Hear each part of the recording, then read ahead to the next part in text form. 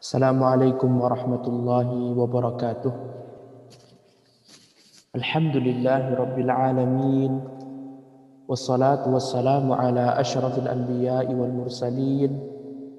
Nabiyyina Muhammadin wa ala alihi wa ashabihi ajma'in. Amma ba'd. Ikhwati fillah, azanallahu wa iyyakum. Bertemu kembali di kajian Muqarrar Maddah Al-Aqidah, buku panduan yang membahas tentang ilmu akidah yang dikarang oleh beberapa ulama yang ahli dalam bidangnya. Dan alhamdulillah ikhwati fillah azanallahu wa iyyakum, kita telah sampai di pembahasan bagian kedua dari kitab ini, hal-hal yang berkaitan tentang kesyirikan.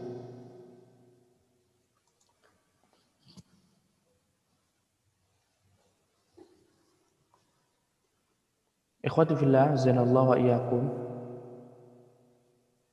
berikut ini yang akan kita bahas setelah kita menyelesaikan pembatal-pembatal keislaman, setelah kita membahas tuntas kekafiran, kemunafikan, kesyirikan. Maka para muallif di sini, para ulama, mereka semuanya jazahumullahu khairan, memberikan, mentanbih, mengingatkan bentuk-bentuk kesyirikan yang terjadi, yang merabak dan tersebar di kalangan umat Islam. Bentuk kesyirikan ini sangat sekali, banyak sekali tersebar di kalangan masyarakat Islam. Yang para ulama di sini bahas, yang pertama berkaitan tentang ruqyah.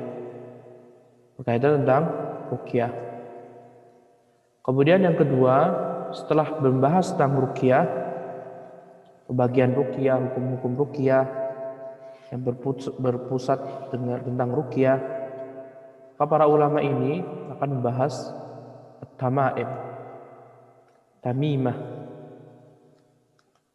sesuatu yang digantungkan. Tamimah, sesuatu yang dikalungkan di leher anak-anak untuk menangkal atau menjauhkan penyakit ain, baik berupa Al-Quran maupun yang lainnya. Kita akan bahas nanti insyaallah. Kemudian ada juga pembahasan setelahnya lubsul hilqah atau halqah wal khayt li raf'il bala au daf'ihi, memakai gelang, kalung, ikatan tertentu tujuannya untuk raf'ul bala, mengangkat bencana, mengangkat penyakit. Nah, kemudian atau mendatangkan manfaat. Kemudian akan bahas juga at-tabarruk bisyajari wal hajari. Bertabarruk, ngalah berkah dengan asyajar, pohon, wal hajar, batu. Mencari berkah dengan pohon tertentu, mencari berkah dengan batu tertentu akan dibahas berupa kesyirikan dan yang lainnya. Kemudian akan dibahas juga at-tiyarah. At-tiyarah,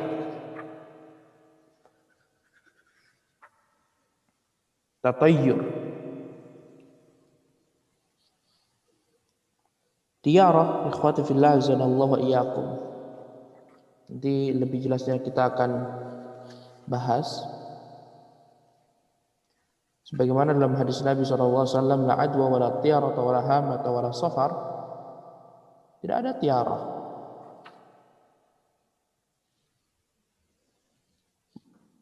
merasa bernasib sial atau meramal nasib buruk karena melihat burung, itu disebut dengan tiarah. Itu hukum asalnya. Ini kita hanya penyampaian sekilas Kita akan bahas insyaallah satu persatu dengan izin Allah dan taufiknya. Kemudian akan bahas juga iddia'u ilmil ghaib. Iddia'u ilmil ghaib, mengaku-ngaku mengetahui perkara gaib. Mengaku-ngaku mengetahui perkara gaib. Maksud gaib di sini nanti kita akan sebutkan, maksudnya adalah gaib yang mutlak, bukan yang nisbi, yang umum. Kalau nisbi maka tidak masalah, misalkan fulan mengetahui bahwasanya temannya datang dari Arab Saudi, tapi fulan yang lainnya tidak mengetahui, maka ini tidak masalah. Maksud dari iddia' ilmil ghaib adalah mengaku-ngaku tentang ilmu gaib yang tidak ada mengetahuinya kecuali Allah Subhanahu wa taala. Kemudian kita akan bahas as-sihr, sihir. Insyaallah kita akan bahas macam-macam sihir, macam-macam sihir, dan apa hukuman bagi orang yang melakukan sihir. Apakah orang yang belajar sihir kufur apakah tidak? Apakah orang yang belajar sihir akan beruntung? Akan kita bahas insyaallah. Kemudian al-kahana wal arrafah. Al-kahana wal arrafah. Dukun. Para dukun dan arraf, tukang ramal dan sejenisnya. Nanti kita akan bahas. Yang mana al-kahana wal arrafah ini cabang dari mengetahui perkara gaib. Penamaan tidaklah penting, tetapi yang penting adalah hakikat. Kemudian kita akan bahas juga at-tanjim, ahli nujum, perbintangan, menjadikan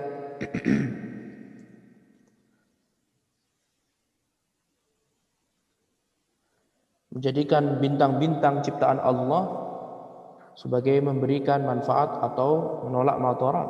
Jelas tidak boleh. Mereka hanyalah bintang makhluk Allah yang Allah ciptakan. Di antara tugasnya memberikan petunjuk manusia ketika tidak mengetahui arah, seperti zaman dahulu ketika mereka berada di lautan yang lepas, mereka menggunakan bintang tujuannya untuk mengetahui arah agar mereka dapat pulang kembali dengan selamat. Kemudian kita akan membahas ta'zimul adrihah wal mazarat wat taqarrub ilaiha bil qarabin wan nuzur. Mengagungkan kuburan-kuburan atau tempat-tempat yang diagungkan. Tempat-tempat ziarah, mendekatkan diri kepadanya dengan bentuk-bentuk yang mendekatkan diri kepada tempat tersebut, seperti menyembelih sesuatu, memberikan telur, ya. Dan ini enggak hanya di tempat, bahkan kalau di rumah misalkan seorang memiliki rumah besar, kemudian rumah tadi berpenghuni ada setannya di sebelah pojok sana, kemudian didekatkan dengan diberikan telur, diberikan apa, itu termasuk larangan. Nah, jadi adrihah itu tidak harus kuburan, nanti kita akan bahas. Nah, kemudian yang qadfillah zanallahu wa iyyakum, ulama di sini mengatakan tamhid, pembukaan atau pendahuluan. Sebuah kaidah yang antum harus ketahui, ikhwati zanallahu wa iyyakum, di dalam mempelajari ruqyah, di dalam mempelajari tamimah, di dalam mempelajari hukum halqah atau al-khayd atau tabarruk, kaidah yang harus antum pelajari yang telah kita isyaratkan di pembahasan syirik kecil, yaitu ja'alus syai'i sababan ma laysa bisabab la bisyara' wa la bitajribatil mubasyarah az-zahirah fa huwa syirkun asghar. Menjadikan suatu sebab musabab, menjadikan perantara suatu yang sebenarnya dia itu tidak bisa dihukumin perantara. Syariat Islam menolaknya. Bahkan penelitian langsung pun juga menolaknya. Seperti penelitian para tukang misalkan, penelitian para dokter misalkan, penelitian para bidan misalkan, penelitian para ahli fisika atau matematika, dan tidak bisa dibuktikan dengan penelitian yang langsung, maka dihukumi syirik asghar, dihukumi syirik kecil. Ketika dihukumi dengan syirik kecil, maka dia akan membawa perkara-perkara syirik kecil. Di antaranya, syirik kecil lebih berbahaya daripada dosa besar. Syirik kecil lebih berbahaya daripada berzina.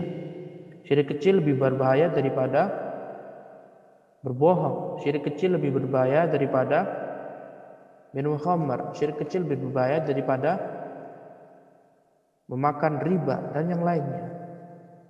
Dan syirik kecil akan menghapuskan amalan. Dan syirik kecil akan menghapuskan amalan yang adanya. Yang amalan yang terkontaminasi dengan syirik kecil akan hilang seketika.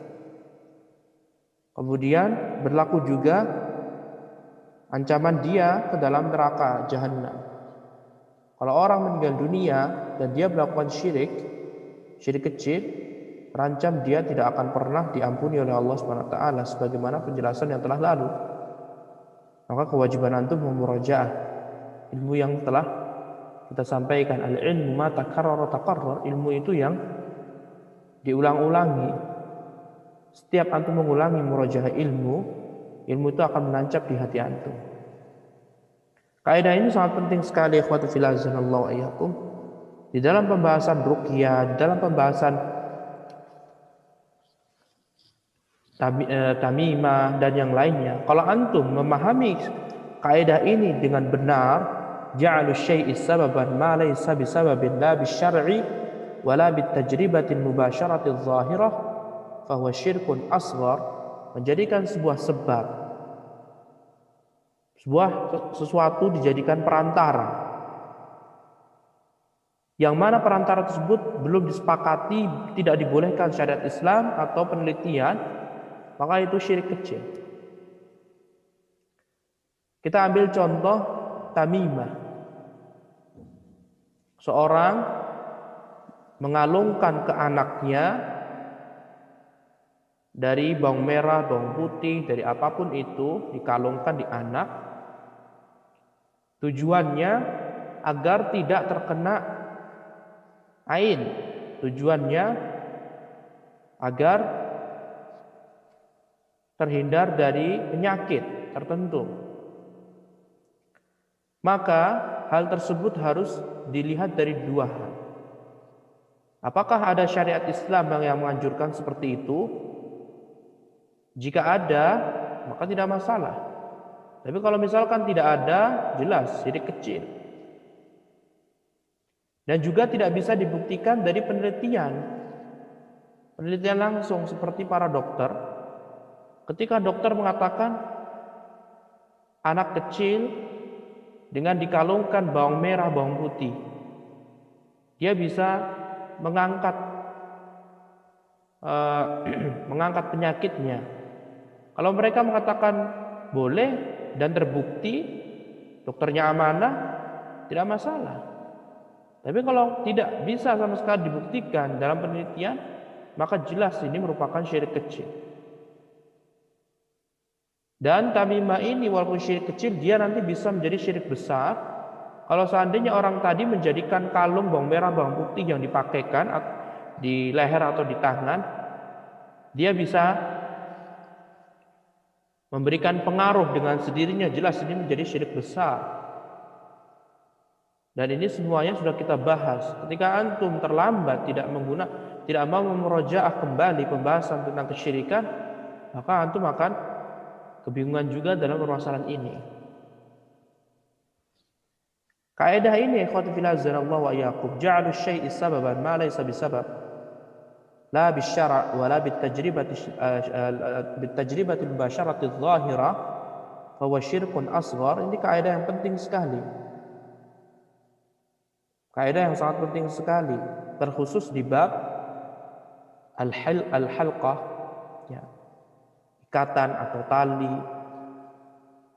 awil khayt, ruqyah, kemudian tamaim, tiwala, tabarruk, sama seperti ini. Contoh misalkan bertabaruk dengan Al-Quran. Apakah ada dalil bahwasanya Al-Quran itu ketika ditaruh di samping kanan atas tempat tidur kita, di kepala, dia bisa memberikan efek apakah tidak? Kalau ada dalilnya, maka tidak masalah. Tapi kalau misalkan tidak ada dalilnya, jelas berarti ini merupakan syirik kecil dan harus hati-hati. Dari sini ikhwati fillah azanallahu wa iyyakum menunjukkan banyak sekali kesyirikan yang tersebar di kalangan kaum muslimin.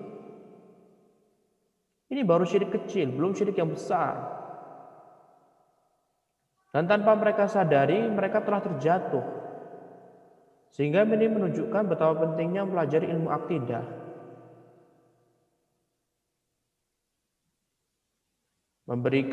Mengambil beberapa batang padi, kemudian diikat, ditaruh di gerobaknya.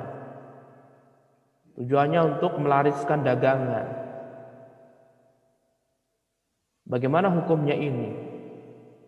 Pertanyaannya, apakah ini ada dalilnya apa tidak? Dan ada enggak pembuktian ilmiah dengan kita menaruh batang padi tadi, kemudian langsung laris dengan kita? Nggak bisa dibuktikan, berarti ini syirik kecil dan harus dihindari. Kalau seorang tadi yang tukang bakso misalkan, dia meyakini padi ini dia bisa membawa keberkahan, bukan Allah yang berikan, bisa kembali ke syirik besar.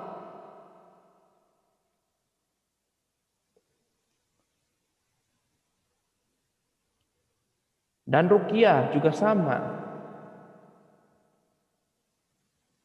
Seorang meruqyah dengan nama-nama wali. Saya ruqyah kamu dengan nama wali fulan, wali fulan, wali fulan, wali fulan, wali fulan, sebutin semuanya di sana. Pertanyaannya adalah, ada tidak dalil yang menyuruh seperti itu? Ketika tidak ada dalilnya, berarti masuk ke sini. Nah, ruqyah itu sebagai sebab, ruqyah itu sebagai perantara. Tetapi perantaranya ini tidak sesuai dengan syariat Islam, sehingga masuk ke syirik kecil. Tapi kalau misalkan dia meyakini bahwasanya dengan menggunakan nama wali-wali tersebut bisa menjadi sehat atau terhindar dari mara bahaya, maka jelas menjadi syirik besar. Sehingga kesimpulannya ikhwati fillah azanallahu wa iyyakum, boleh dihukumi sebab tersebut atau sebab musabab, yang sebab ya, ini itu dihukumi boleh jika terpenuhi salah satu dari dua syarat. Milih. Kalau satu saja terbukti nggak masalah. Yang pertama adalah ditetapkan dari syariat Islam. Yang kedua ditetapkan dari at-tajribah al-mubasyarah az-zahirah, penelitian yang sudah disepakati. Contohnya, Misal seorang sakit kepingin sembuh, kemudian dia minum habatus sauda atau madu, dan kebetulan ada hadis yang menyuruh kita mengkonsumsi madu dan habatus sauda, dan terbukti dalam Al-Quran dan dalam hadis disebutkan seperti itu. Habatus sauda dawan likullidah. Kemudian hadis yang seorang sahabat yang sakit perut, kemudian Rasulullah menyuruh minum al-asal, minum madu, kemudian sembuh. Dan sudah terbukti. Maka ketika sudah ada dalilnya, maka hilanglah. Jadi berobat dengan madu dan habatus sauda bukan termasuk syirik kecil. Kemudian yang kedua, bitajribah al-mubasyarah az-zahirah, dengan adanya penelitian yang sudah disepakati.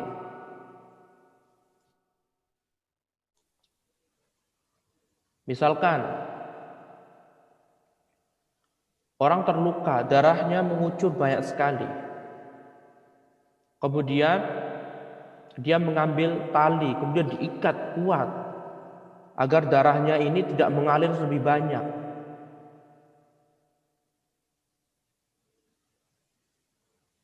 Atau misalkan orang pusing, kemudian diikat kepalanya, dikencengin dikit agar hilang pusingnya buat tidur. Tidak ada dalil dari Al-Quran dan hadis yang menyuruh seperti itu.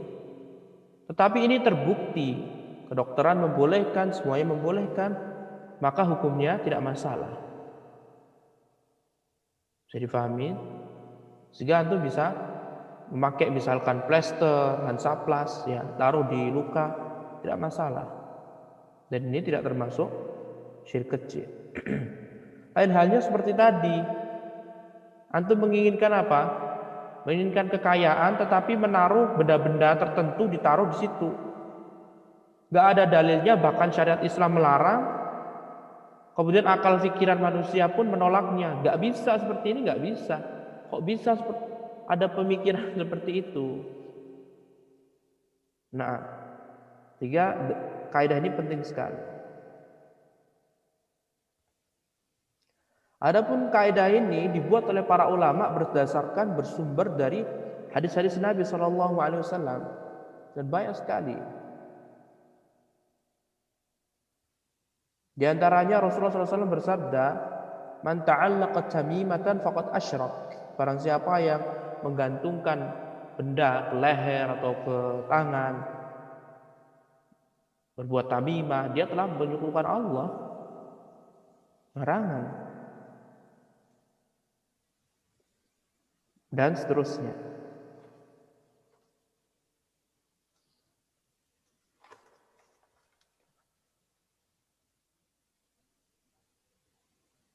Nah,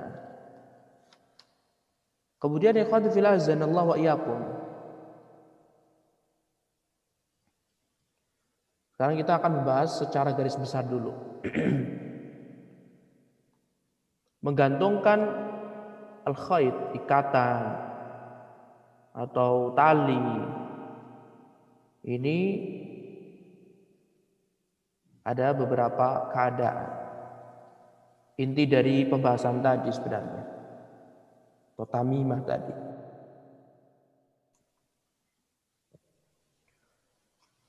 Yang pertama, seorang meyakini bahwasannya benda-benda ini memiliki manfaat dan madarat murni, bisa mendatangkan manfaat dan madarat selain Allah. Jadi nggak ada bantuan dari Allah. Maka ini jelas syirik besar. Ini termasuk susuk kantil dan yang lainnya, Anda bisa menghukumi seperti ini. Dalam jelas ini merupakan syirik besar. Karena dia memalingkan hatinya kepada selain Allah Subhanahu wa taala.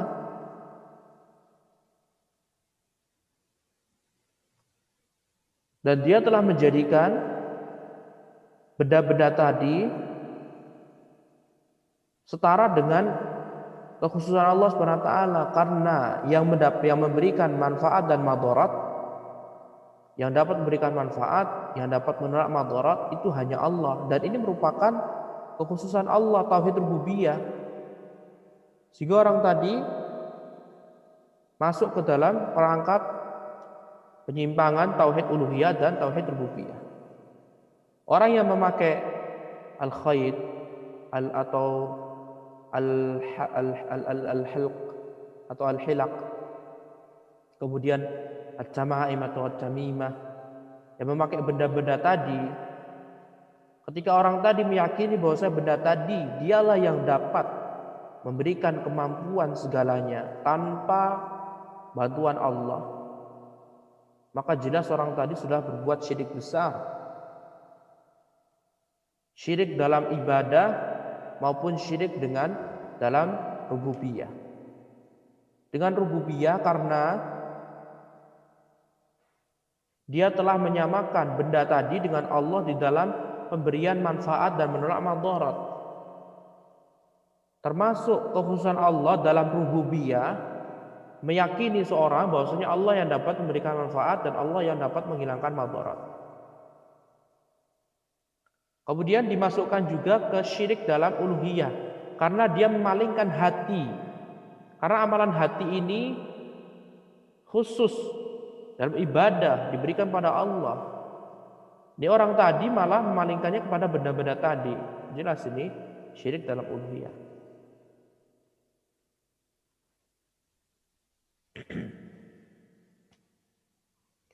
Kemudian yang kedua, macam yang kedua atau kondisi yang kedua,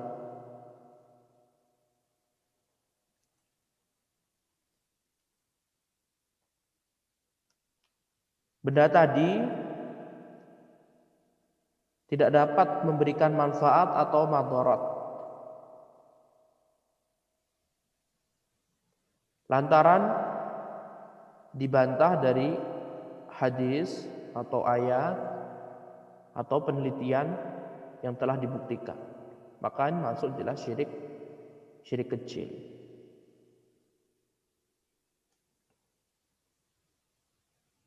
Kenapa disebut syirik kecil dalam kondisi seperti ini, ikhwah? Karena orang tadi menjadikan yang sebenarnya dia bukan sebab-sebab, yang akal kita ini mengingkarinya, sehingga jelas ini menyimpang. Dan kenapa syirik kecil, ikhwah? Karena orang tadi dalam hatinya ada kecenderungan berapa persen kepada benda-benda tadi. Walaupun tidak semuanya, tapi pada berapa persen, maka ini masuk ke dalam syirik kecil.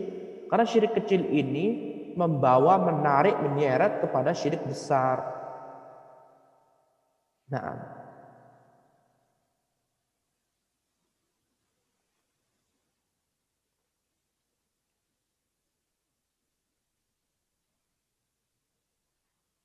kemudian kondisi yang ketiga yang menggunakan benda-benda tadi ya, tamimah atau jimat atau apa, nah, atau hal-hal yang diikat tadi. Kalau misalkan terbukti seperti penelitian yang tadi, kepalanya pusing kemudian diikat, atau kakinya disengat, hewan yang berbisa kemudian diambil ikatan, dikencengin biar racunnya tidak menjalar ke seluruh tubuh, dan memang terbukti, maka tidak masalah.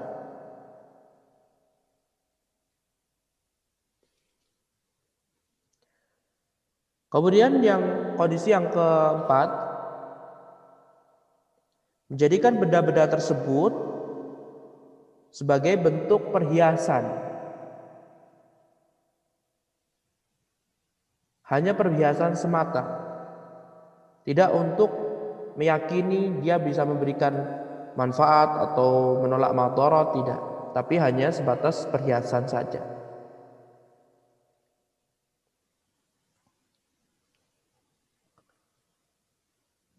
Maka di sini ada beberapa kondisi.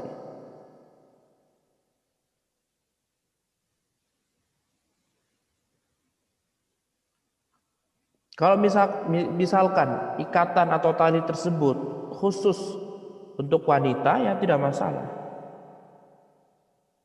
Maka laki-laki tidak boleh memakainya, seperti gelang tangan, gelang kaki. Laki-laki tidak boleh memakainya.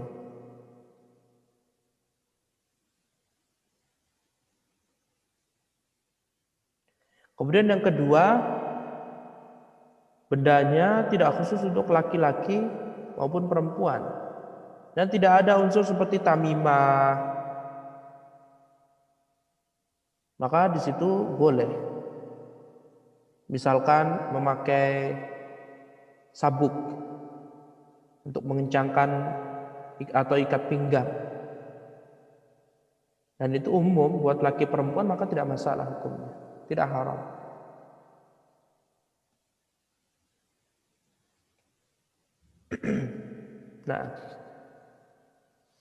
Nah, itu ikhwan fillah azanallahu wa iyyakum berkaitan tentang kaidah yang sangat penting sekali yang selayaknya antum mengetahuinya. Kemudian ikhwan fillah azanallahu wa iyyakum, di sini beliau memberikan kata pengantar. Manakala kesyirikan merupakan pembatal tauhid dan keimanan, para ulama mengatakan seperti itu.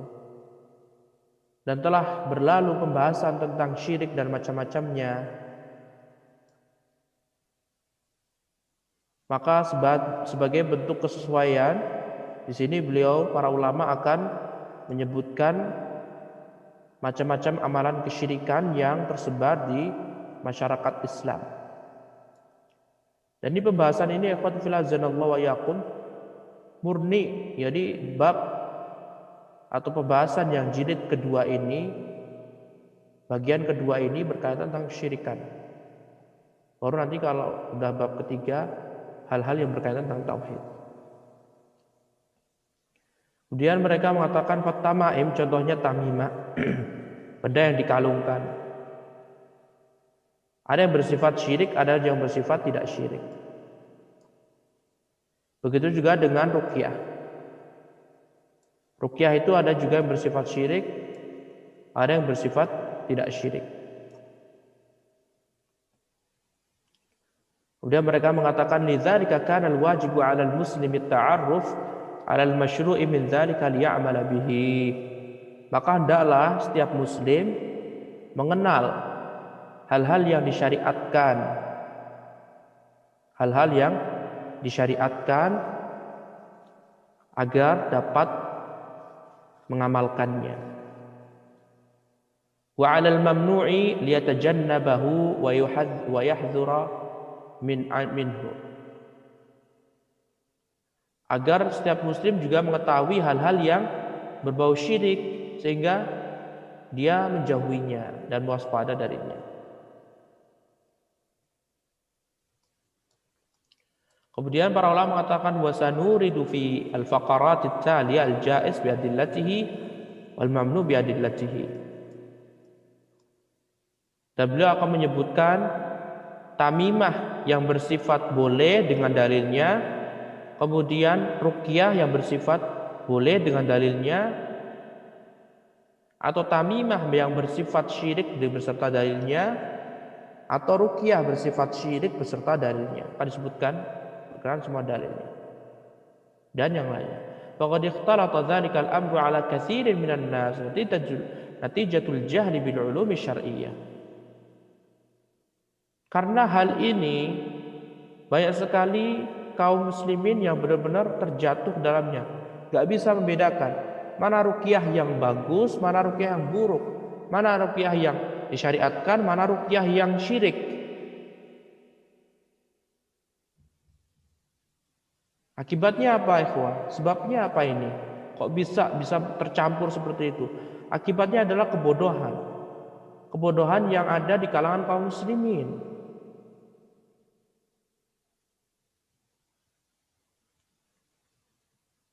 Juga tersebarnya kebid'ahan.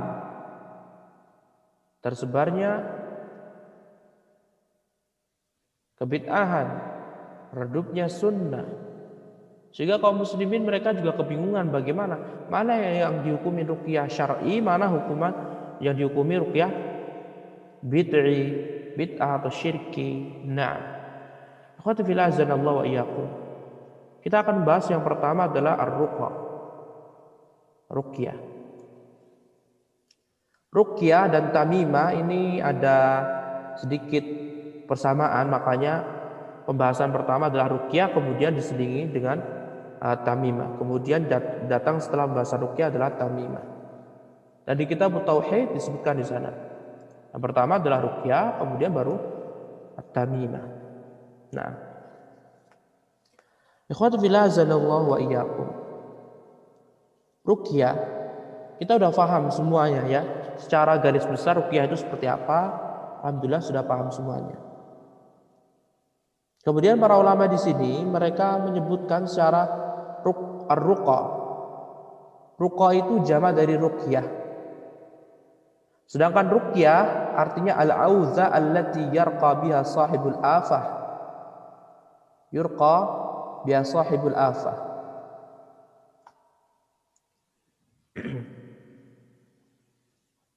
Jadi kalimat ruqa dalam bahasa Arab dia terambil dari isim mufrad yang bunyinya ruqyah.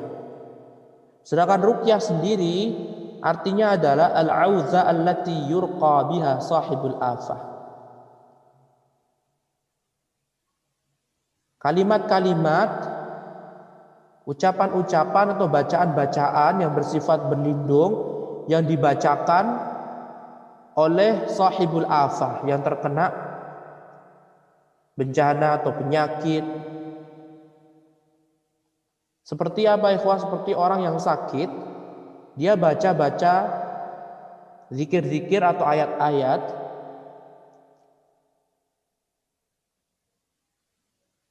yang menunjukkan bahwasanya Allah atau menunjukkan orang tersebut kepengen agar Allah segera menyembuhkannya.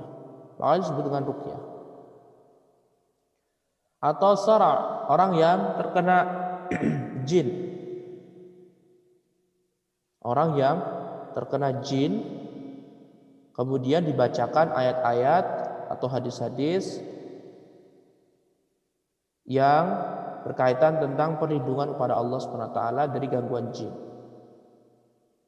atau selainnya dari afah, dari keburukan. Misalkan antum meruqyah rumah antum, ya rumah antum di sana ada apa? Hal-hal dari gangguan jin, dari gangguan iblis. Kemudian antum membaca dari Al-Quran atau hadis yang bersifat minta perlindungan pada Allah SWT, maka ini termasuk ruqyah. Sebagian orang membahas istilah ruqa dengan al-azaim.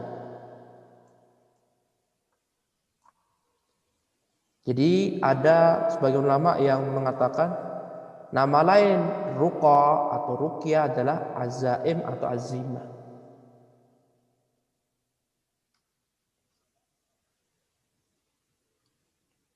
Nah, sudah paham ya? Jadi intinya ruqyah itu ya bacaan-bacaan yang bersifat perlindungan. Entah terlindung dari jin atau terlindung dari penyakit atau ini, maka disebut dengan ruqyah.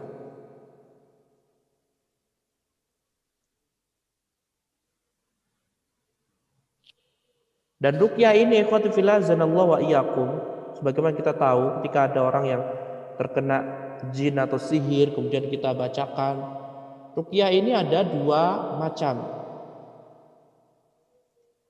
Macam pertama adalah ar-ruqa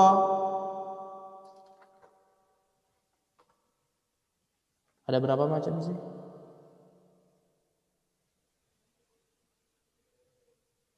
Ada dua saja disebutkan. Ruqa mamnu'ah, ruqa yusyad. Nah, macam-macam ada dua macam ruqyah. Yang pertama adalah ruqyah yang disyariatkan. Ruqyah yang disyariatkan, yang diperbolehkan, yang dianjurkan. yang mana Nabi Muhammad SAW meruqyah diri sendiri dengannya, atau Rasulullah meruqyah para sahabatnya atau keluarganya, atau Aisyah juga pernah meruqyah pada Rasulullah SAW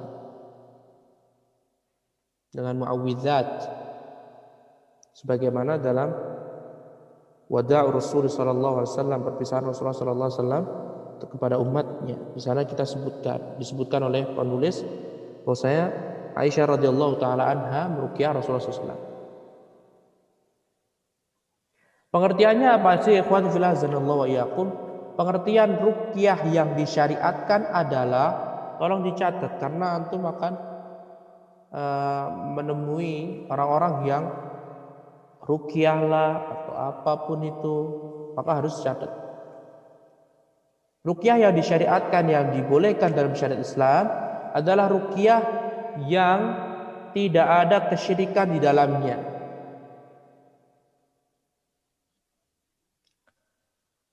Terambil dari Al-Quran atau hadis.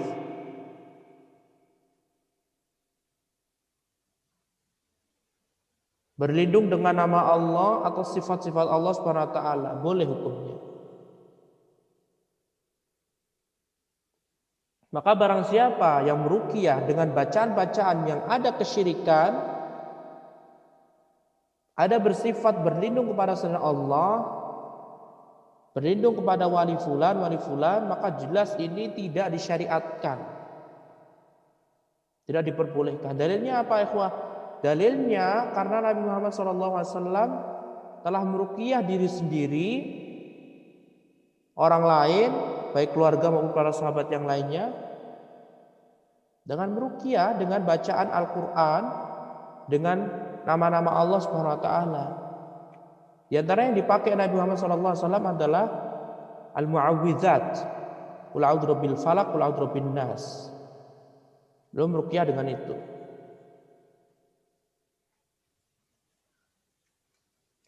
Dan Nabi SAW juga memerintahkan para sahabatnya untuk melakukan ruqyah dan membolehkannya. Tapi ruqyah yang diperbolehkan. Lihat sebagian sahabat mereka meruqyah sebagian yang lainnya. Sebagian sahabat menjadikan surat Al-Fatihah sebagai ruqyah. Ketika berapa orang sahabat melakukan perjalanan, kemudian setelah itu di perjalanan tersebut, para sahabat tersebut menemui ada sebuah pemimpin kaum disengat oleh binatang. Kemudian sahabat tersebut hanya membacakan Al-Fatihah berapa kali. Kemudian datang ke Nabi SAW, Rasulullah mengatakan, "Wa may yudrika annaha ruqyah." Kamu tidak mengetahui bahwasanya surah Al-Fatihah itu bisa dijadikan ruqyah. Ini mengisyaratkan Rasulullah SAW membolehkan ruqyah. Dalam hadis yang lainnya Rasulullah SAW mengatakan, "Man istata'a minkum an yanfa'a akhahu falyaf'al." Siapapun di antara kalian wahai sahabatku, jika mampu memberikan manfaat kepada saudaranya, maka silakan diberikan. Termasuk ruqyah. Misalkan ada teman kita yang terkena dan kita mau meruqyah dengan diri sendiri, nggak masalah. Tidak dilarang. Yang dilarang jika orang yang terkena atau yang sakit dia minta, "Sini dong bacain saya ayat Al-Quran." Tidak boleh. Mengurangi kesempurnaan iman kepada Allah SWT. Tapi jika temannya tiba-tiba datang terus membawakan segelas air putih kemudian bacakan Al-Fatihah, maka tidak masalah.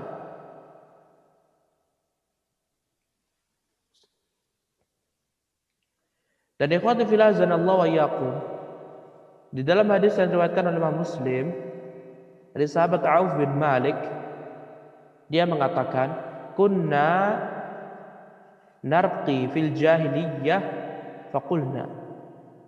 Dulu kita pernah meruqyah sebelum datangnya Nabi Muhammad, sebelum masa Islam. Kemudian kami mengatakan kepada Nabi sallallahu alaihi wasallam, "Ya Rasulullah, kaifa tara zalika?" Wahai Rasulullah, bagaimana pendapat engkau tentang ruqyah ini? Kemudian kata Rasulullah SAW, i'ridu alayya ruqakum la ba'sa birruqa ma lam yakun fihi syirkun.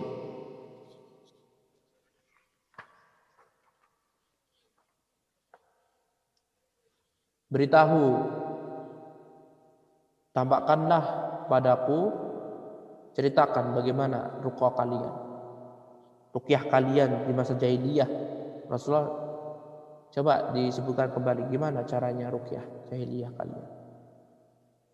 Kemudian Rasulullah mengatakan la ba'sa birruqa, boleh meruqyah ma lam yakun fihi syirkun, selama dalam ruqyah tersebut tidak ada kesyirikan. Rasulullah mengatakan tidak masalah ruqyah, dan Rasulullah melakukan ruqyah untuk diri sendiri, untuk keluarganya, untuk para sahabatnya, dan Rasulullah menyuruh sahabatnya dan Aisyah juga meruqyah Rasulullah, menunjukkan bolehnya ruqyah yang syar'i, yang selama tidak ada kesyirikan, tidak menggunakan kata-kata yang tidak dibolehkan dalam syariat Islam, misalkan menggunakan kalimat nama-nama jin seperti itu.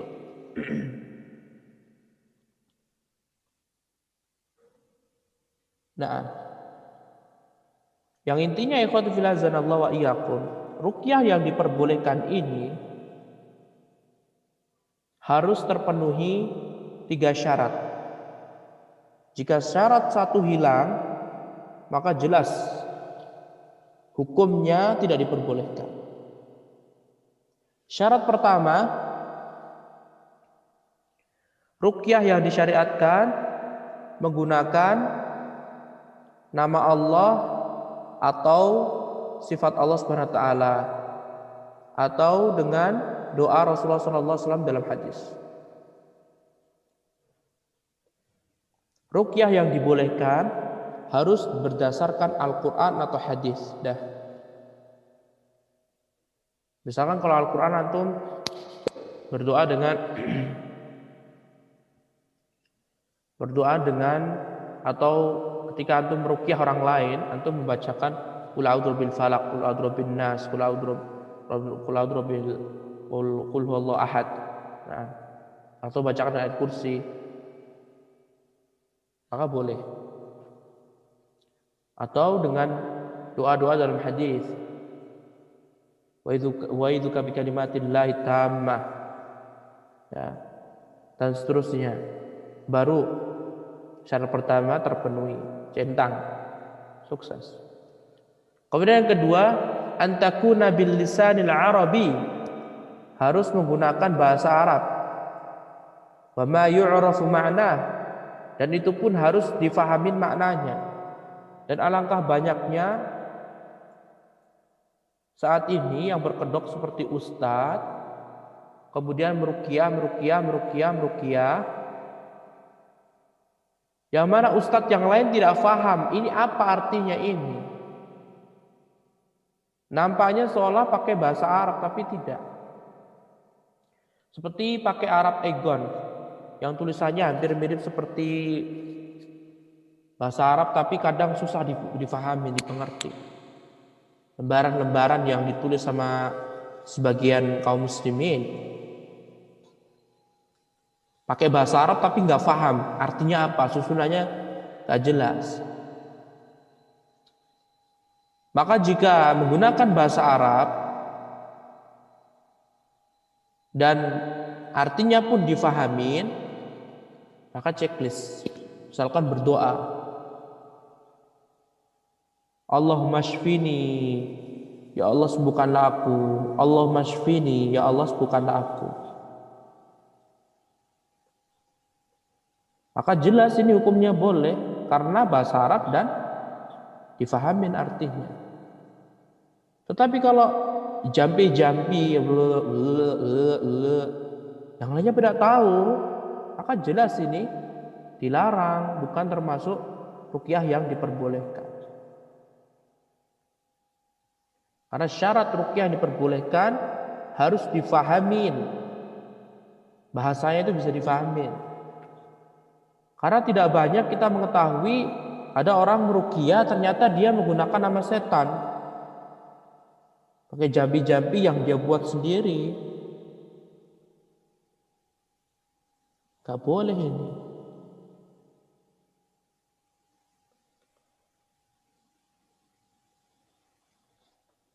Kemudian yang ketiga, syaratnya harus checklist nih. Seorang harus meyakini bahwasanya ruqyah itu hanya sebagai perantara, tidak bisa memberikan manfaat atau madharat kecuali dengan izin Allah.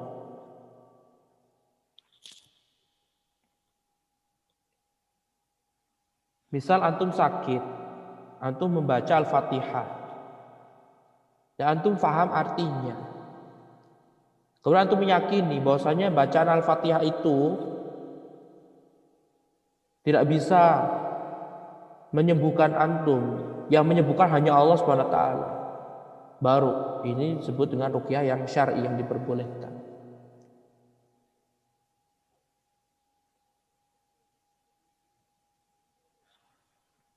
Na'am, ikhwan fillah azanallahu wa iyyakum. Kemudian di akhir di sini beliau menyebutkan bagaimana cara meruqyah dengan bacaan yang benar. Ya, beliau memberikan contohnya adalah seorang membaca ayat-ayat Al-Qur'an atau ayat-ayat atau hadis-hadis Nabi. Misalkan baca qul a'udzu bil falaq, qul a'udzu bin nas, atau doa Allahumma shfini, Allah, atau Allahumma inni as'aluka, Allahumma apa? Yang Rabbal Arsyil Azim, as'alullah al-karim Rabbal Arsyil Azim an yashfiyani, pakai doa-doa seperti itu. Kemudian setelah itu kita mengusap ke bagian yang luka kita atau yang panas. Misalkan kalau misalkan sakit panas ya tinggal ditempelkan di keningnya.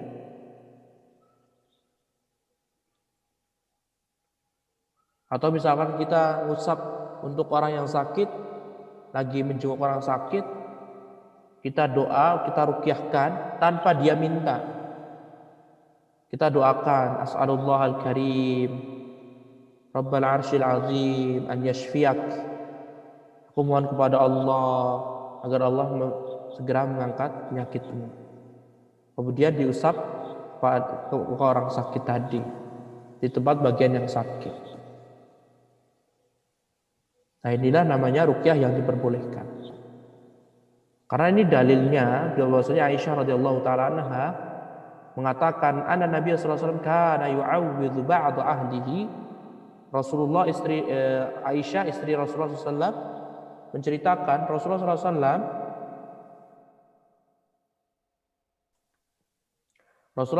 SAW beliau meminta perlindungan pada Allah untuk keluarganya. Jadi dibaca-bacakan, kemudian setelah itu Rasulullah mengusap tangan kanannya pada orang yang sakit tadi dari keluarganya. Kemudian Rasulullah berdoa, Allahumma rabban nas azhibil ba's washfihi anta syafi la shifa illa shifa'uk shifa'an la yughadiru saqama. Allahumma ya Allah, rabban nas, Rabb manusia, menciptakan mereka, mengatur mereka, memiliki mereka. An-nas, jin dan manusia. Azhibil ba's, hilangkanlah penyakit ini ya Allah. Washfihi anta syafi, dan sembuhkanlah ya Allah, Engkaulah zat yang maha penyembuh. La syifa illa syifa'uk, tidak ada kesembuhan yang benar, yang sesungguhnya kecuali kesembuhan darimu ya Allah. Syifa'an la yughadiru saqama, kesembuhan yang tidak meninggalkan bekas sakit lagi. Harus menggunakan seperti itu. Satu, menggunakan kalimat bahasa Arab. Plus antum juga apa? Memahaminya.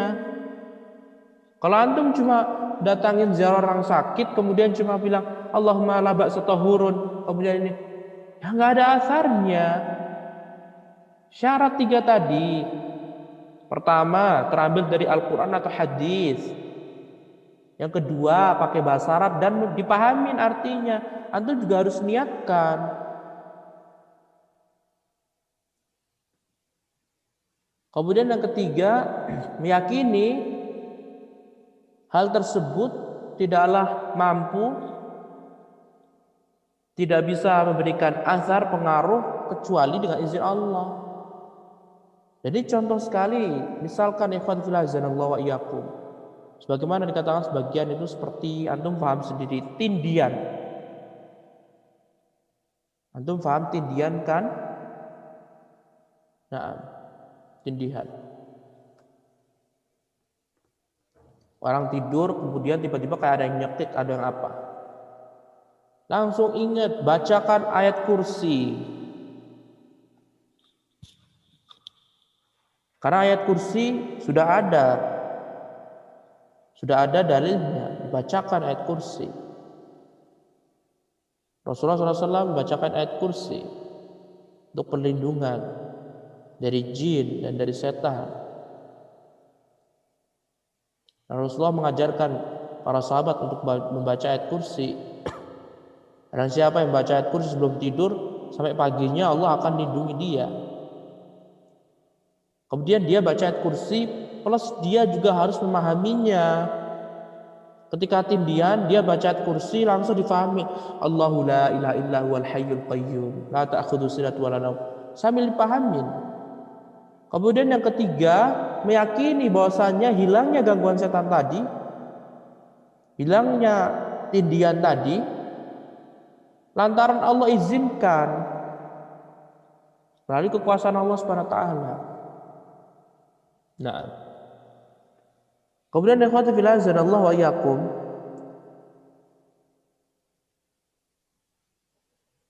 bagaimana jika seorang yang tidak mampu berbahasa Arab? Disebutkan boleh memakai bahasa Indonesia yang memang terutama untuk orang-orang awam, mereka nggak paham sama sekali. Misalkan dia kesakitan, dia nggak paham bahasa Arab, dan dia baru nggak bisa baca Quran, nggak bisa Al-Fatihah, udah tua renta misalkan, ngambilkan apa? Udah pegang tangannya di kepalanya, berdoa kepada Allah, tidak masalah. Meruqyah diri sendiri. Tapi kalau misalkan dia masih bisa Al-Fatihah, pakai Al-Fatihahnya. Dan kaum muslimin kebanyakan mereka semua alhamdulillah sudah hafal Al-Fatihah. Tinggal apa? Difahamin itu makna Al-Fatihah. Jangan cuma sekedar hafal doang tapi tidak memahami kandungan isi Al-Fatihah. Nah, sama juga qul a'udzu binnas, qul a'udzu falaq. Alhamdulillah, banyak kan kaum muslimin sudah hafal. Jadi nggak perlu ruqyah pakai bahasa Indonesia, pakai bahasa Arab. Nah,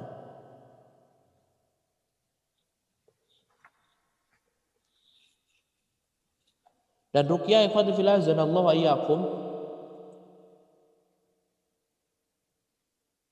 kalau misalkan kita tidak diminta, kita mendatangi langsung boleh.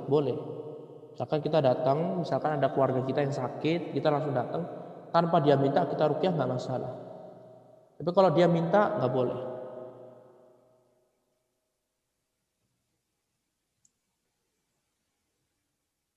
Tapi kalau misalkan yang minta bukan dia tapi keluarganya, maka sebagian mengatakan boleh. Nah, dan sebisa mungkin kita menghindari meminta ruqyah. Sebisa mungkin kita menghindari meminta ruqyah. Kenapa ikhwah kita harus menghindari ruqyah? Karena memang ketika kita meminta orang lain untuk meruqyah kita, akan hilangnya rasa tawakal kita, rasa harap kita dan tawakal kita kepada Allah Subhanahu wa taala, sehingga dihindari. Dan di dalam hadis yang 70.000 orang masuk surga tanpa hisab, mereka tidak meminta diruqyah. Humul ladzina la yastarqun wa la yaktawun wa la yatatayyarun wa ala rabbihim yatawakkalun.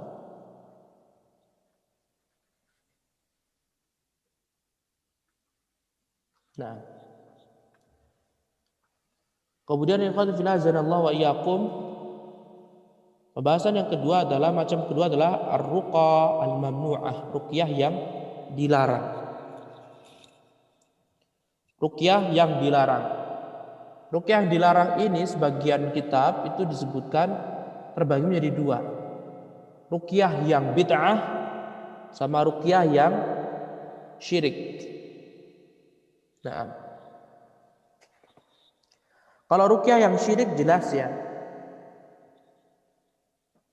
Apabila di dalam ruqyah tersebut meminta bantuan kepada selain Allah, seperti orang meruqyah orang sakit atau terkena jin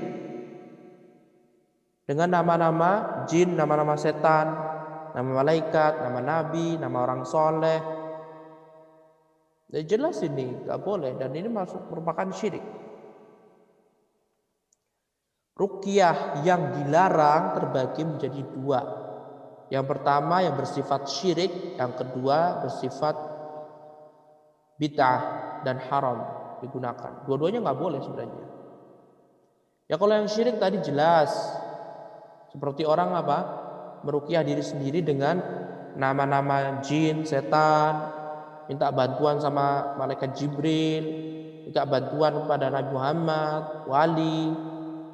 Karena ruqyah itu kan sejatinya apa? Minta perlindungan loh. Kalau minta perlindungan itu termasuk apa? Ibadah. Sedangkan ibadah itu harus dibutuhkan untuk Allah.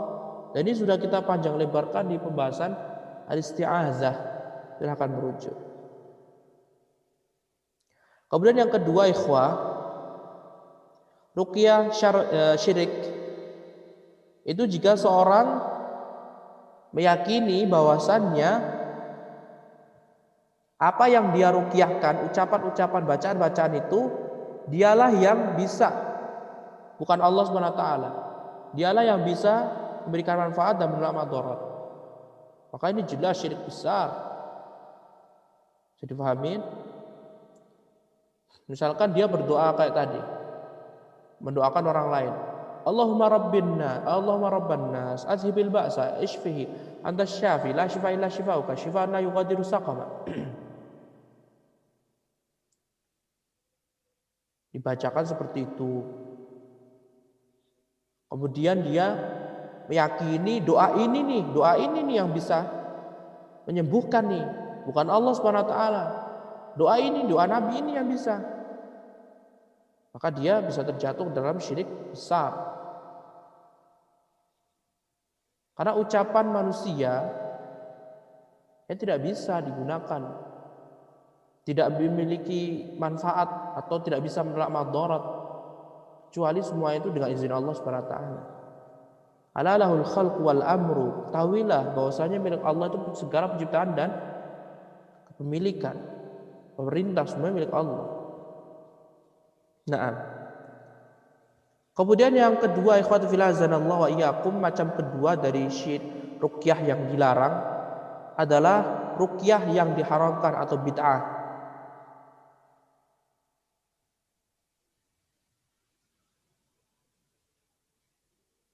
Contohnya adalah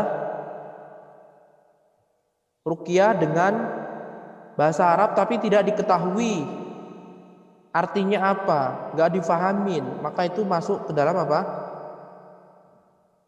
Keharaman.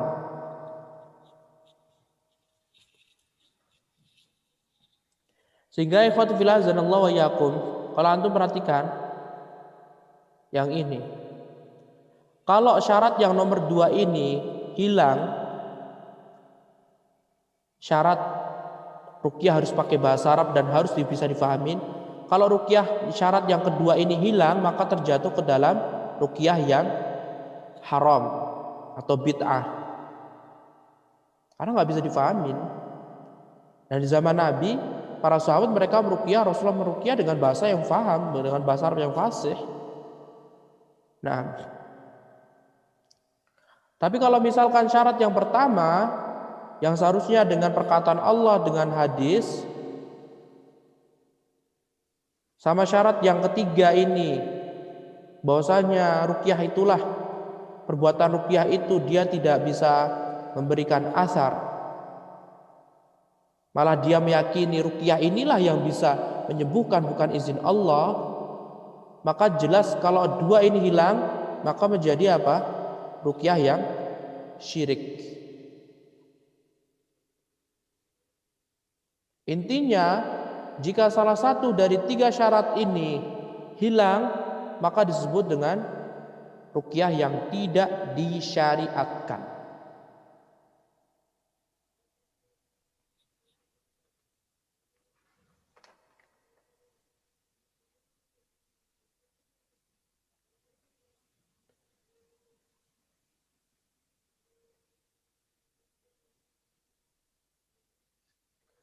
Karena Ibnu Hajar rahimahullah, beliau mengatakan, qad ajma'al ulama ala jawazir ruqa inda ijtima'i hadhihi syurut.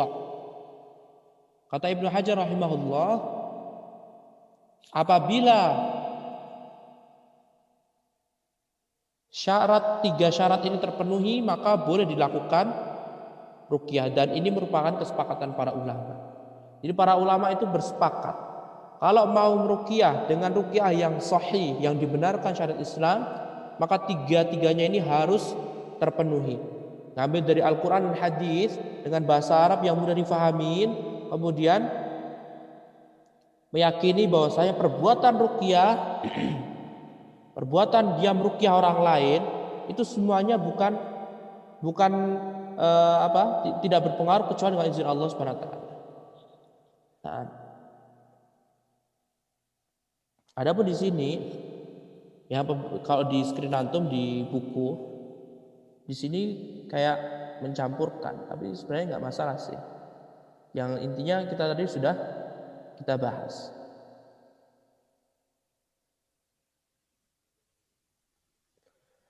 Yang beliau mengatakan di sini, wa amma in kana bi ghairi lisan Arabi, adapun kalau seandainya ruqyahnya itu tidak menggunakan bahasa Arab,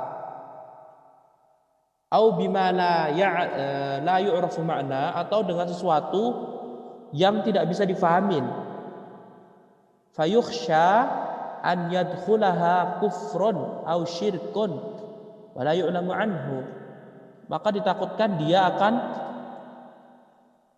memasukkan akan menjurus kepada kekufuran atau kesyirikan, atau ditakutkan adanya kekufuran dan kesyirikan dan dia tidak mengetahuinya, sehingga mencegah lebih baik daripada mengobati. Sehingga tadi ketika orang awam dia ingin meruqyah dengan bahasa Indonesia atau bahasa Jawa atau bahasa Sunda atau bahasa yang lainnya, maka hendaklah ditinggalkan, pakai bahasa Arab, pakai Al-Fatihah,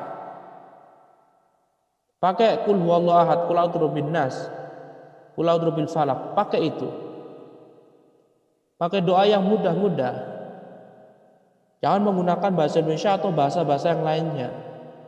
Karena ditakutkan terdapat bentuk kesyirikan yang antum tidak tahu dan harus dibawakan dulu para ulama. Daripada capek-capek pusing-pusing, ya sudah tadi pakai ayat kursi, Al-Fatihah. Nah, insyaallah Allah sembuhkan.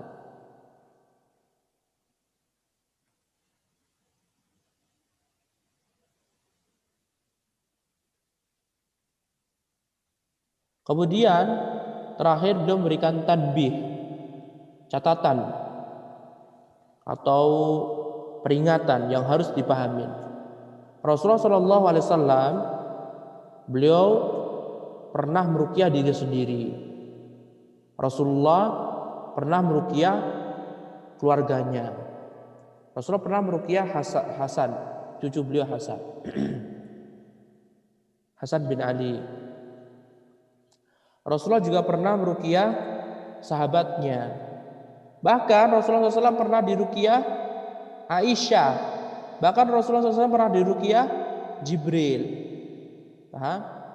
Sekarang inilah saatnya kita membahas tentang hukum orang yang meminta ruqyah.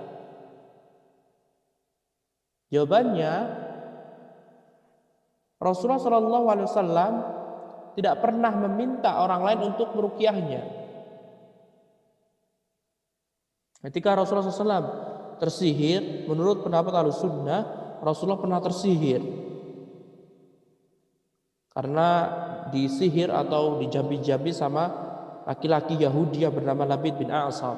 Kemudian Allah turunkan 2 surat, Qul a'udzu birabbil falaq, Qul a'udzu birabbin nas. Kemudian setelah itu datang Jibril yang meruqyah Rasulullah SAW tanpa Rasulullah minta. Dan ketika sakitnya Rasulullah SAW, Aisyah pun ruqyah tanpa Rasulullah minta.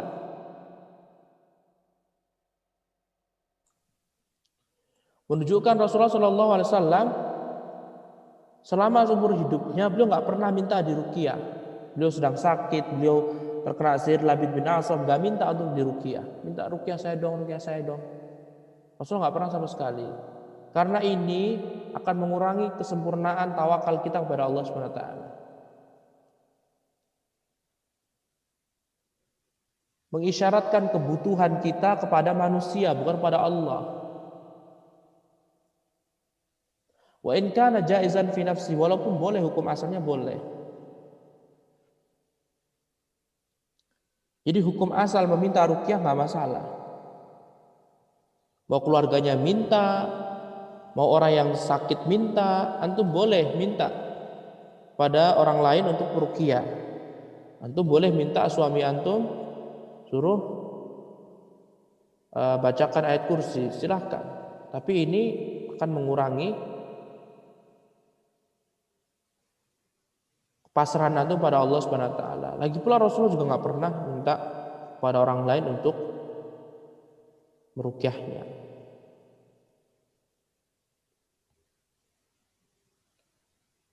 Karena Rasulullah SAW mensifati 70 ribu orang yang masuk surga tanpa hisab. Dalam riwayat lainnya, setiap 70 ribu ini per 1000-nya akan menarik 70 ribu. Total semuanya 490 ribu orang manusia. 490 ribu orang manusia, terkhusus kaum muslimin ya, bukan manusia tapi orang muslim yang benar-benar mentauhidkan Allah Subhanahu wa taala, mereka tidak akan dihisab oleh Allah Subhanahu wa taala.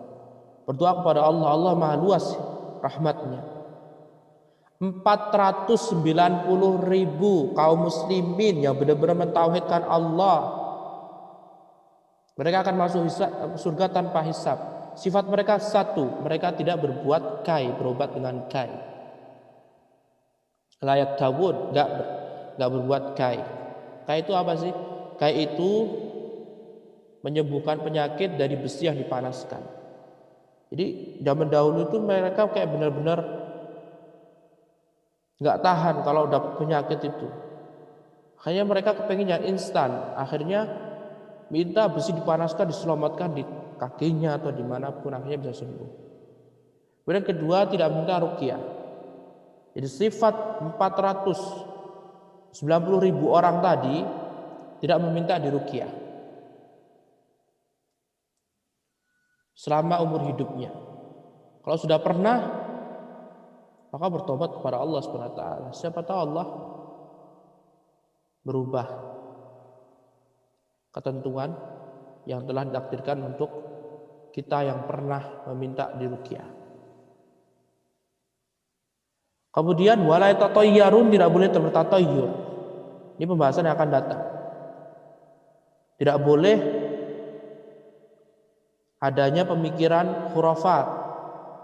Seperti kalau ada burung gagak bersuara di atas ini maka akan meninggal dunia, burung hantu ini. Enggak boleh, khurafat. Tidak bisa dibuktikan dari Al-Quran dan hadis, dan juga tidak bisa dibuktikan dengan penelitian ilmiah. Kemudian sifat yang berikutnya, wa 'ala rabbihim yatawakkalun. Wa 'ala rabbihim yatawakkalun. Dan hanya kepada Allah lah mereka bertawakal.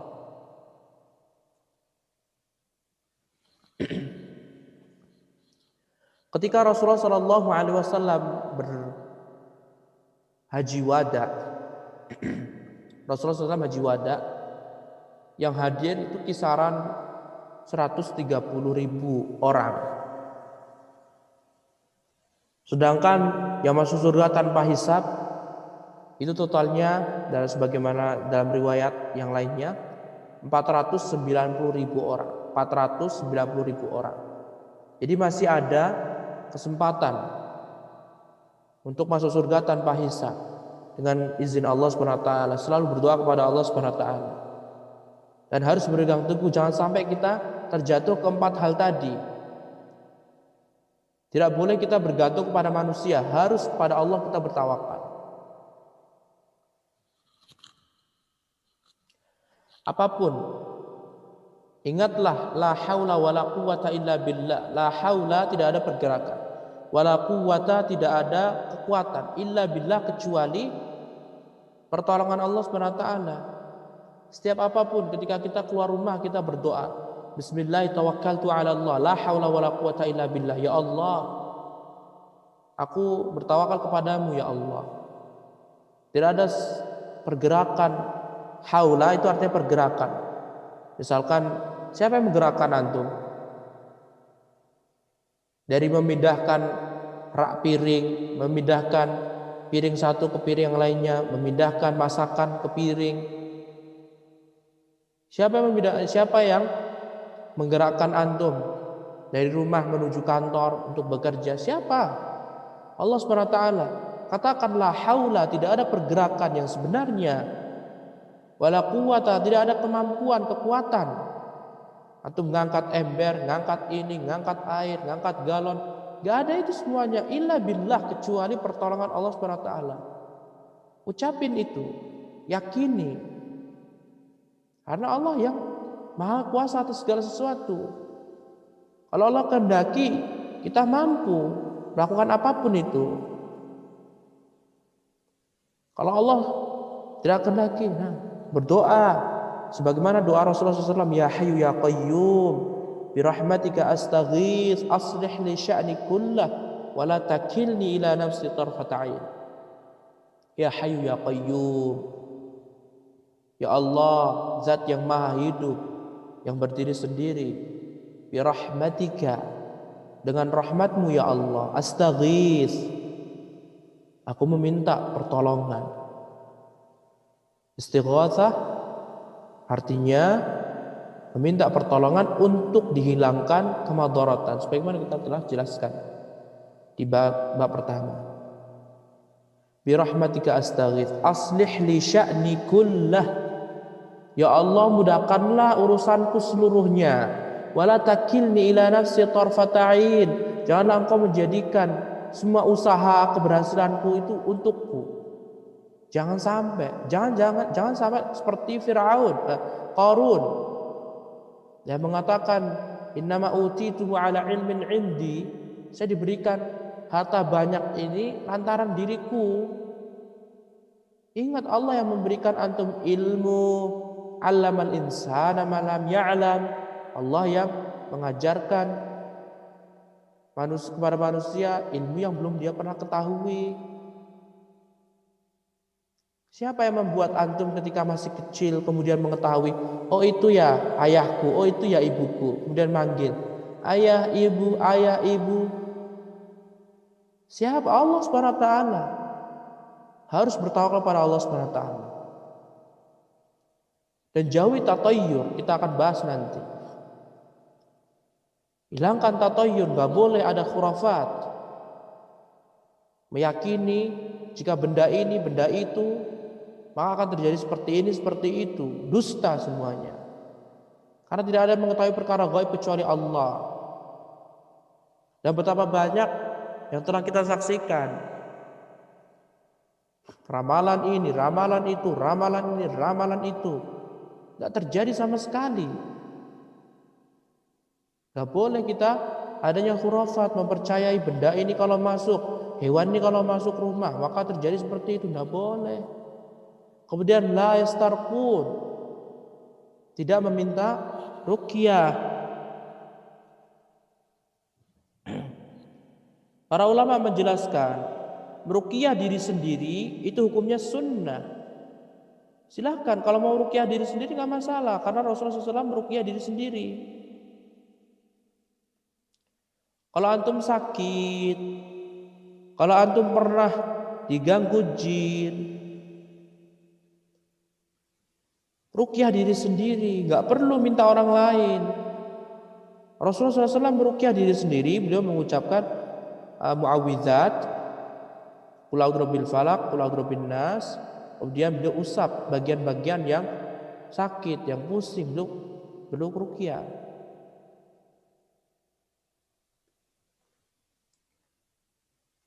Kemudian kalau antum mau meruqyah kepada orang lain, silahkan, boleh, hukumnya sunnah bahkan. Tanpa orang lain minta, misalkan lagi antum temannya sakit, atau istrinya sakit, atau suaminya sakit, atau anaknya sakit, kita panggil, sini. Gak perlu kita bilang langsung, kamu mau diruqyah, langsung ruqyah, gak apa-apa. Ini hukumnya sunnah. Rasulullah SAW bersabda, man istata'a minkum an yanfa'a akhahu falyaf'al. Barang siapa yang mampu memberikan manfaat kepada orang lain, maka hendaklah dia lakukan, kerjakan. Hadis sahih riwayat Imam Muslim.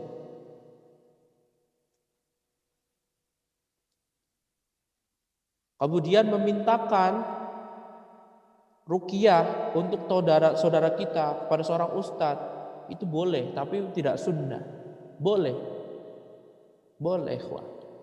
Misalkan ada keluarga kita yang terkena guna-guna jambi-jambi, kemudian kita pergi ke sebuah pesantren, minta seorang ustadz untuk meruqyah, boleh hukumnya. Jika keluarga yang minta, hukumnya boleh. Dan ini tidak mengurangi kesempurnaan tawakal orang yang diruqyah tadi kepada Allah, karena dia tidak minta, yang minta itu keluarganya. Sedangkan keluarga tadi dia tidak minta untuk diri sendiri, tapi untuk orang lain. Jadi sebagai perantara, menjadikan syafaat, dan ini hukumnya boleh. Rasulullah SAW bersabda, isfa'u tu'jaru.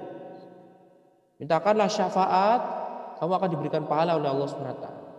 May yashfa' syafa'atan hasanatan yakul lahu nasibum minha. Barang siapa yang memberikan syafaat kebaikan, maka Allah akan berikan pahala. Misalkan Ahmad sakit, terkena guna-guna, kemudian orang tuanya bernama Ali. Bapak Ali ini datang ke pesantren, minta ke Ustadz Abdullah, Ustadz Abdullah, tolong dong ruqyahkan kepada anakku yang bernama tadi. Sehingga bapak tadi dia menjadi syafaat, mencari ustadz lain agar bisa memberikan syafaat untuk anaknya. Maka ini tidak masalah, hukumnya boleh. Karena Rasulullah SAW mengatakan isfa'u tu'jaru. Jadilah kalian perantara kebaikan, kalian akan diberikan pahala oleh Allah. Barulah yang tersisa orang yang minta ruqyah untuk diri sendiri. Ini boleh, dan ini hati-hati, ini bisa menghilangkan kesempurnaan tauhid. Nah, kemudian jangan sampai kita berobat dengan kain, dengan besi panas. Nah, intinya ikhwati fillah azanallahu wa iyyakum, hal ruqyah ini yang dibolehkan tadi ya, yang sudah disyariatkan tadi dengan terpenuhi 3 syarat dari Al-Quran atau hadis, kemudian yang kedua dengan bahasa Arab, dengan paham maknanya, kemudian yang ketiga meyakini bahwasanya perbuatan ruqyah itu tidak akan memberikan asar, tidak akan melancarkan kecuali dengan izin Allah Subhanahu wa taala. Kemudian hal yang berkaitan tentang orang yang ruqyah ini, maka ada 4 kondisi. Kondisi pertama adalah ruqyah diri sendiri. Ini hukumnya sunnah, bagaimana Rasulullah SAW meruqyah diri sendiri. Kemudian yang kedua, meruqyah orang lain tanpa dia minta, itu hukumnya juga sunnah dan dapat pahala lagi. Dalilnya dalam hadis riwayat Imam Muslim, man istata'a minkum an yanfa'a akhahu falyaf'al. Ya, barang siapa yang bisa memberikan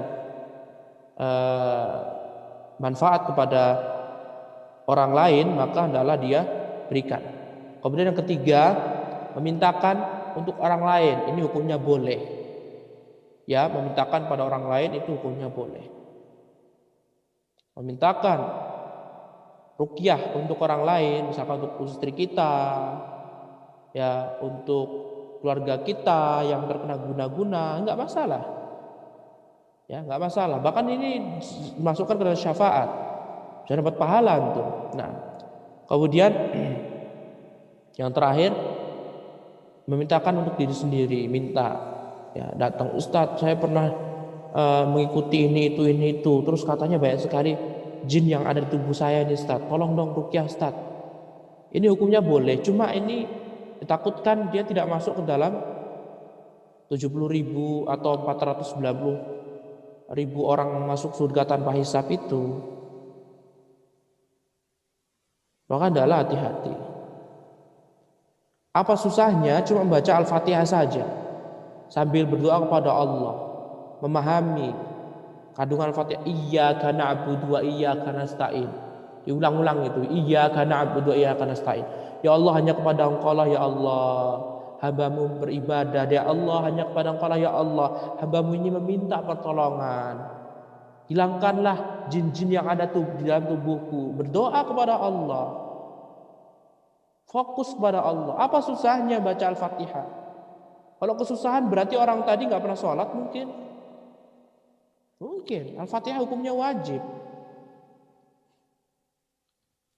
Al-Fatihah hukumnya wajib dalam sholat, bahkan setiap rakaat wajib ber-Al-Fatihah. Oh, ini suruh baca Al-Fatihah aku nggak bisa. Nah, ikhwati fillah azanallahu wa iyyakum, mungkin ini yang dapat kita sampaikan. Wallahu taala alam. Semoga Allah Subhanahu wa taala menjadikan kita termasuk orang yang masuk surga tanpa hisab, tanpa azab. Semoga Allah Subhanahu wa taala meneguhkan langkah tauhid kita. Semoga Allah Subhanahu wa taala selalu memberikan taufik, hidayah taufik kepada kita semuanya. Allah taala alam, wabillahi taufiq. Wassallallahu ala nabiyyina Muhammad wa ala alihi wa sahbihi wa sallama tasliman katsira.